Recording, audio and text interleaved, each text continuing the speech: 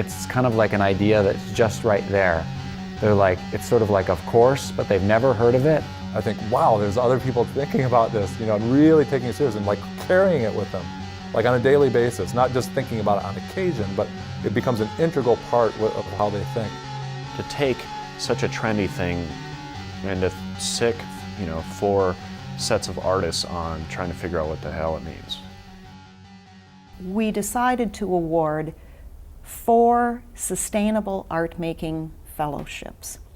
These were intended to be essentially R&D grants to do what they thought they needed to do, to look where they thought they needed to look, in order to discover more about the sustainability of their own practice, to link up locally, nationally, even worldwide, to the thinking of other artists on this issue.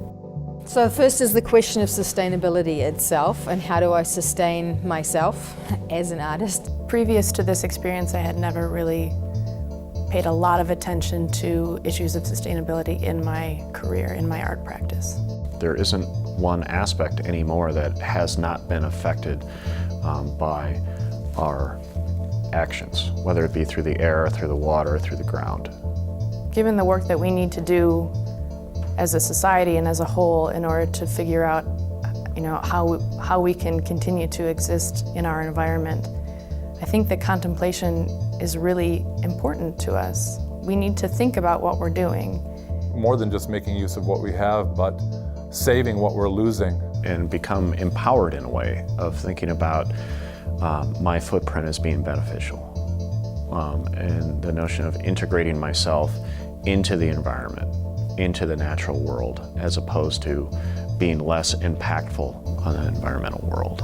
Look at the content and also look at our bigger working processes, like all the traveling that we do, the working with video and technology, and how do those pieces also somehow, what does it mean to put a show on in the theater, and how much power are we using to make that show happen? It's really important to pause and think about everything that's gone into everything that we have the luxury to possess. To be genuinely committed to the idea of sustainability. I'm not interested in making superficial changes for the sake of being able to label myself as green or label myself as sustainable.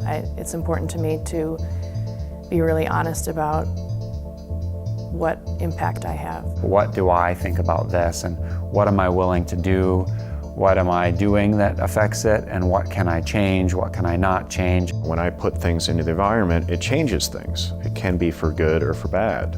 It was eye-opening and I think really important for me to look at my artistic practice in that same lens, because for a long time it seemed like maybe I didn't need to apply the same sort of standards to my creative work as I did to my personal life. A lot of it is about understanding. A lot of it is about the artists modifying their own behaviors. And a lot of it is about artists encouraging behavior change in the society at large. Give people experiences that connect them to science and environmental concerns and sustainability. And then my research, just by its very nature, like injects itself into that whole process, because I just share what I know. I don't have guarded secrets like some artists, about how I do a certain procedure. This is the process that we went through, and you could take it as a tool to use in what you're making. And as they begin to discover things themselves and to share information, the cumulative impact of what they learn and what they do will have an enormous public impact, and we consider that to be public art.